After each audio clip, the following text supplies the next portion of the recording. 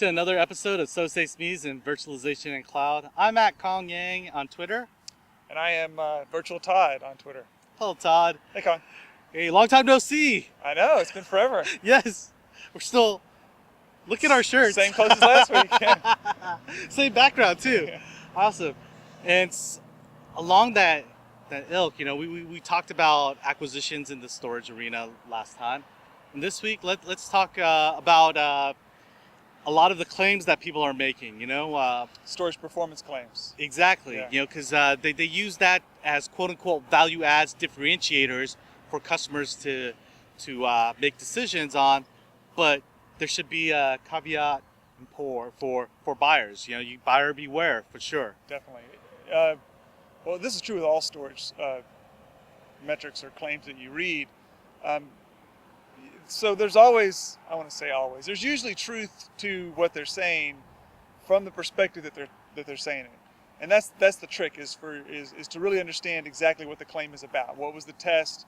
How was the performance? How is it being characterized? What exactly is the number? And all those kinds of things are really, really important to really understand what's being said. Understanding the scope and the setup of it, and then if they compare to themselves, that's one thing. If they compare it to previous generations, they make those kind of claims. Okay, you understand that they're gonna highlight some of those.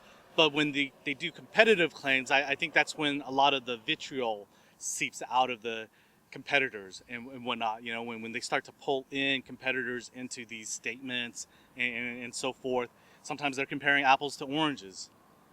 Yeah, definitely. And so one of the things we talked about a little while ago, just before we went on, was iometer, and how iometer numbers are great, right? And we use them in the performance group. We use iometer sometimes in the performance group to test performance, storage performance. But you really have to understand what the iometer settings were, right? Yeah. And so there's block size.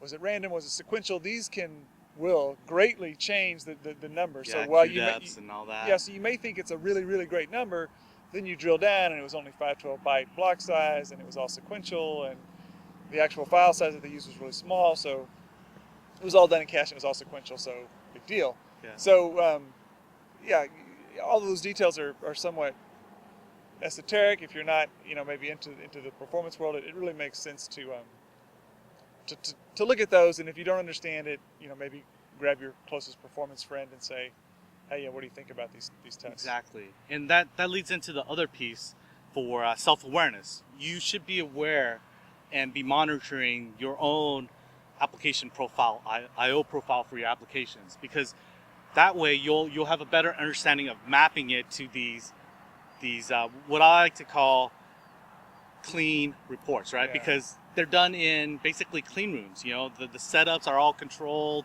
the environments are controlled.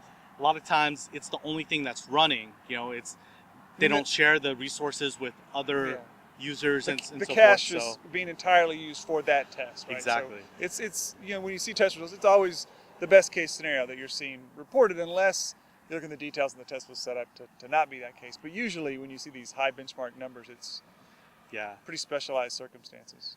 So folks, I think we've given you a few things to look at. So one more thing. So so like you were saying, know what your own I/O profile is if at all possible. And then the absolute best way to find out the performance of something is to get a loan or a trial and try it out in your environment. That's the only way to really know for your environment exactly what the effect's going to be.